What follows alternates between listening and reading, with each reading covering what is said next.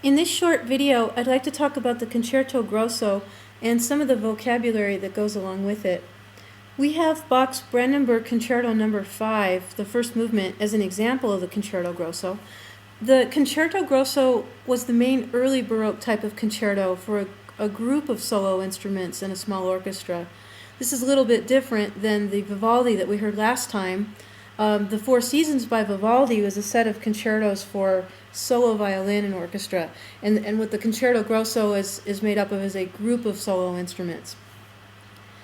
Bach wrote 6 of these for the Margrave of Brandenburg. These are known as the 6 Brandenburg concertos.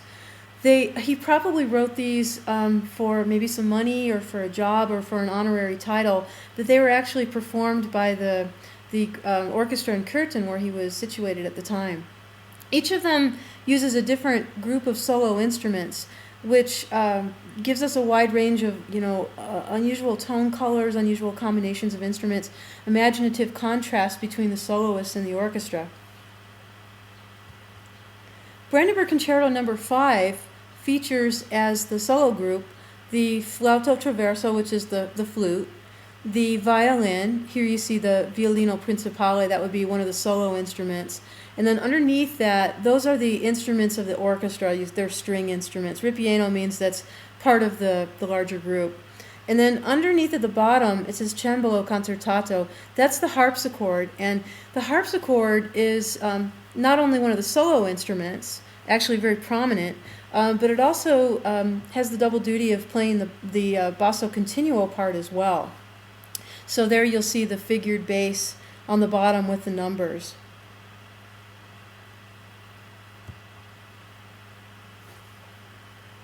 Here we can see it in English. The solo group is the flute, violin, and harpsichord. The solo group is also called the concertino. Each of the Brandenburg concertos is written for a different combination of instruments, but what they all have in common is the standard 3-movement format. Do you remember the name of the form for the first movement in the concerto? We heard it in the Vivaldi. It's called ritornello form. So here's a picture for ritornello form. We've got pink alternating with gray. It would be more appropriate if the gray sections were labeled soli to refer to a group, not just one soloist. But other than that, the picture looks pretty good because you'll see at the at the left and the right that the pink blocks are a little bit bigger, and that's because we hear Bach present the entire ritornello, the entire refrain theme that's going to return, alternating with just fragments of it. So we have the skinnier picture of the pink, and then at the very end we have the bigger chunk of pink because he brings the entire theme back. Now, I think that in this piece on a recording that it's a little bit harder to hear the distinction between the soli group and the what's called the tutti group, that's the bigger orchestra, just because of the way he scored it. But if you were to see this piece live, I think it would be easier to hear the alternations. But I'd like you to, when you're listening to it, following the active listening guide, try to pay attention to that alternation going back and forth between the concertino or soli group and the tutti group playing the ritornello fragments. I'm sure this looks really blurry to you. If you have your book open, electronically, to page 134, you'll see this more clearly. This is a picture of the opening ritornello, and Wright divides it into 2 phrases, A and B, so that way you can listen for which part returns during the course of the movement. Another new vocabulary word associated with the concerto is a word called cadenza. This movement is actually kind of lopsided because it includes this long solo passage for the harpsichord. This is called a cadenza. A cadenza sounds like it's being improvised or made up as it's going along. These would take place near the end of the movement. This is, in this case, it's for the harpsichord. So here's a little excerpt from that.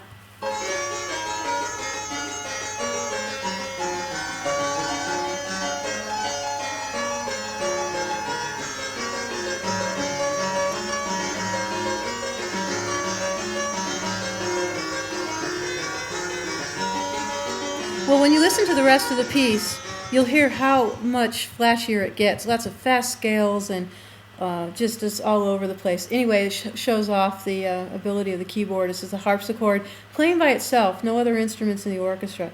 The cadenza ends with the tutti coming in and playing the ritornello, finishing the movement.